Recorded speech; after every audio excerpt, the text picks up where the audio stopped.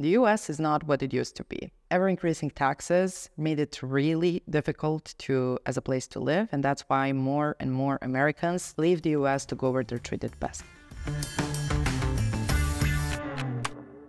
Hello, I'm Irena from Nomad Capitalist, where we help 7 and 8 figures individuals to get a second passport, to get some tax benefits, move away offshore or move away their business offshore, and open some bank accounts to diversify their assets. If you're considering moving away from the US, obviously for the first time, we can definitely find you your perfect spot. Remember, there is not a perfect place for everybody. What is important for you, in case that you're considering moving away from the US for the first time, is that you don't want to receive that much of a cultural shock. So you should consider some of the countries that at least English is widely spoken, or that there are more expats from the US in that country, or again, that the culture is pretty similar to the US one. US people have been talking about Canada so much, so Canada would probably not be the best place to go. Firstly, it might be difficult to actually move to from the US to Canada. But apart from that, if you're looking for a new life and something that would benefit you in terms of taxes, in terms for saving money or anything like that, well, Canada would maybe be the perfect place. So today I'll try to give you a couple of my recommendations on where I would take you in case that you want to leave the US for the very first time and start life somewhere else. So the first country that I would recommend for you would be Mexico. Now, I know that we've been talking a lot about Mexico, but there is still, for some reason, so many people who are talking down about it. Generally speaking, Mexico is a pretty wealthy country.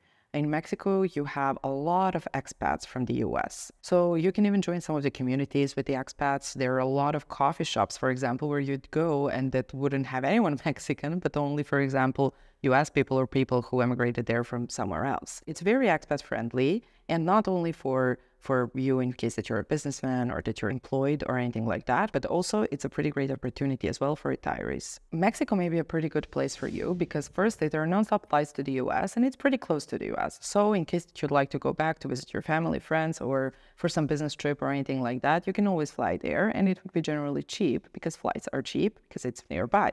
Apart from that, Mexico can also offer everything. In case that you'd want to go to the mountains, in case that you want to go to the beach, in case that you want to enjoy the city life, Mexico has everything to offer, really. Apart from this, again, in case that the reason for your move are taxes, Mexico may not be the best one when it comes to taxes, but in the first year or two while you're there, taxation system is pretty flexible and you may receive some deductions. Other things that where you'd, for example, save money in Mexico would be relatively on renting a property or generally for groceries, utilities, or anything like that. It's considered that Mexico is 45% cheaper than the US. And for example, in Mexico, on a monthly basis, depending on what kind of lifestyle you want to have, approximately $600 to $2,000 per month. So of course, if you were running a more luxurious lifestyle or anything like that, $2,000 would be your limit. But in case that you do want to save money, you can easily do that.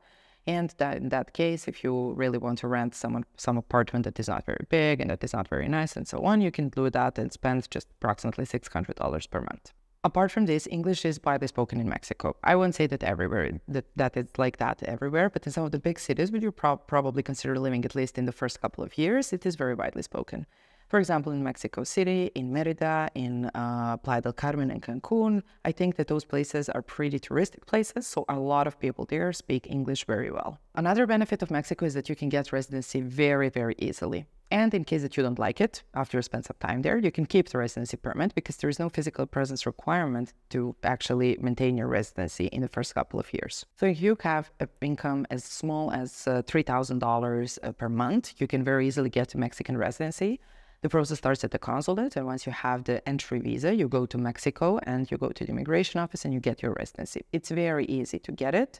And again, there is no physical presence requirement to maintain it in the first couple of years. However, if you want to actually live there, then you can benefit from that by getting a citizenship after a couple of years as well. If you're a retiree, then you can as well enjoy Mexico, but you will get the permanent residency immediately. So you do not need to apply for temporary residence, then permanent, and then citizenship, but you will be granted a permanent residency immediately by the proof that you receive a retirement. Now that we went over Mexico, the next country that I would recommend for you to consider would be Panama. One good thing about Panama is that apart from having too many expats, which I will talk about a bit later, in Panama, US dollar is main currency. So with that in mind, you won't have any currency difficulties or anything like that. There are multiple ways on how you can get your residency in Panama. One of the things that Panama is very popular about is their retirement visa. Apart from Panama being close to the US and keeping US as a currency, if you are retired, then you would enjoy some of the other benefits that Panama has to offer. There are a lot of discounts that you would get as a retiree,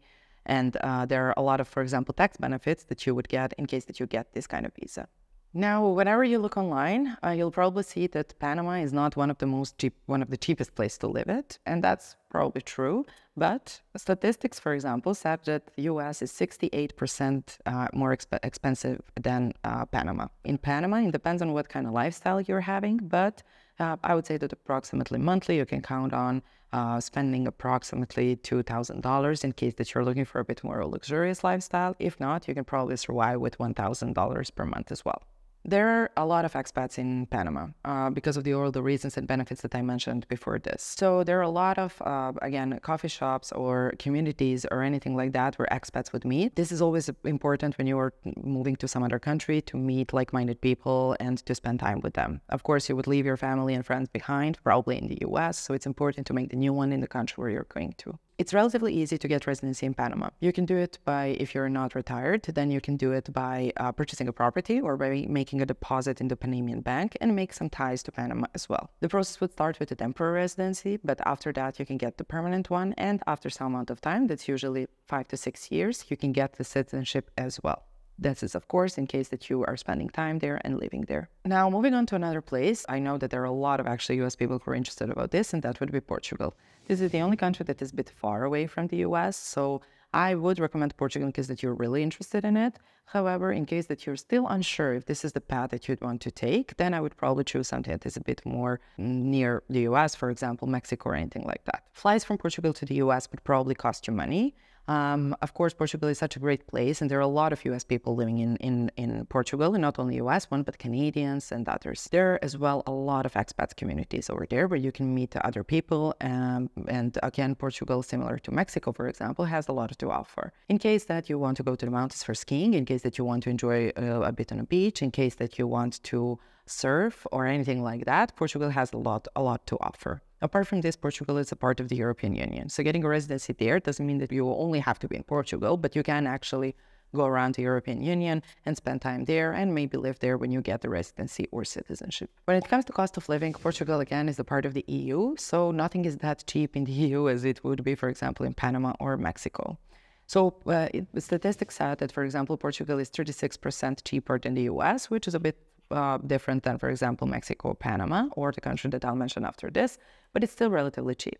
So depending on what kind of lifestyle you're having and depending on where you want to live, I would say that you can approximate as well on a monthly basis, well, survive with, for example, $2,000. If you don't want to survive, but you want to actually live, then you would probably need to give a bit more money, and that would be approximately $3,000 or so. Again, this depends on where you would like to live. In case that you want to live in Lisbon or Porto, the prices are a bit higher. In case that you want to go into some countryside or anything like that, of course, the prices may go down. In Portugal, English is widely spoken. Well, it was not like that throughout the history, of course, but because of all the expats that are going to Portugal and their nomad visas and their golden visas and other types of residencies that you can get, English has become more and more spoken within the whole territory of Portugal. Now, Portugal has a couple of ways for you to get residency there. We heard a lot of stories about golden visa, and again, it's personally not my favorite because it gave me probably gray hairs because of all the delays and everything, but it's still a good option.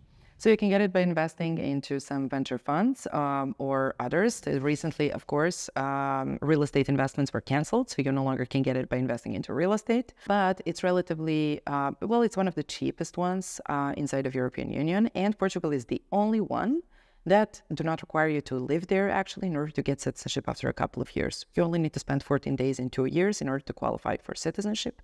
And you can do that by holding your residency for at least 6 years. Now, again, the timelines are not like that, actually.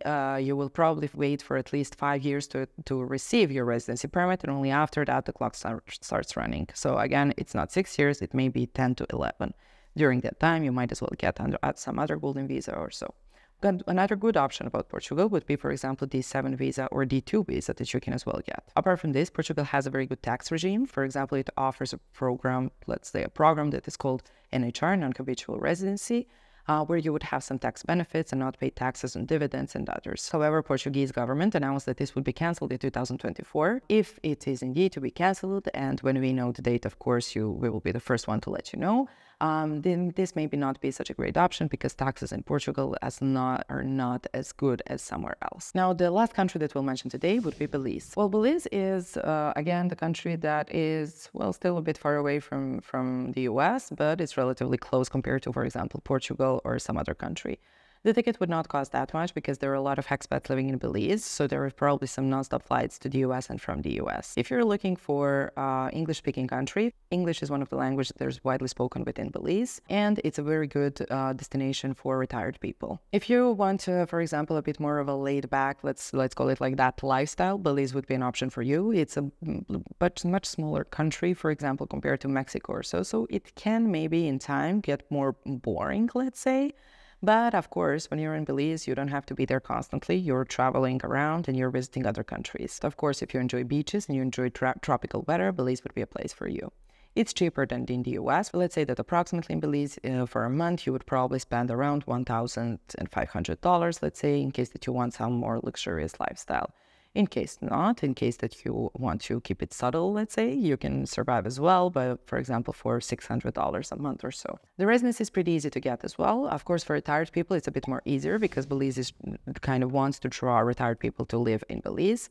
But if you're not, then what you need to do is to bring $24,000 into the Belize bank, then show that you have enough funds to sustain yourself while living in Belize, and you'd get residency. Apart from this, Belize is one of the top destinations for offshore banking. So when you go there, you can open the bank accounts there, which you can use for the future as well. That's it for today. So just try not to limit yourself to these countries that I mentioned. There are a lot of countries, for example, in Asia, such as Malaysia or Indonesia or Philippines, Thailand, and other countries that you can as well explore. Of course, I don't want to mention, for example, Georgia, Armenia, or some of the countries that are in Europe, such as Montenegro, for example, or Greek golden visa, or others. Of course, there are expats all around the world. But what you need to make sure is to choose the right country for the beginning. That doesn't need to be your final destination, but that can just be your first step towards the way to go where you're treated best. So whatever may be the reason on why you're considering leaving the US, this is something that we can definitely help with. So if you're looking for a way to reduce your taxes, to get your second residency, second citizenship, to move your company offshore, or for you to go offshore, you can get in touch with us and we will definitely help you out.